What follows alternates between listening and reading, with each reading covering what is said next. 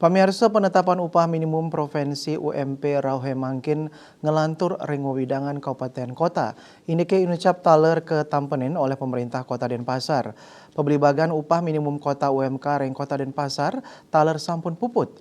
Kecumpuin UMK-nya nih nincap langkungan 1,3,4% saking UMK warsane Mangkin.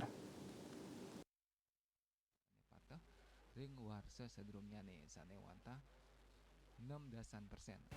Kepala Bidang Hubungan Industrial Dinas Tenaga Kerja dan Sertifikasi Kompetensi Kota Denpasar Ida Ayu Dewiartini Mausang melarapan panincapan inucap UMK Kota Denpasar warsekali talipat likur kausulang nincap dados 3 yute nanggu sia dase 6 tali domas 3 likur rupiah.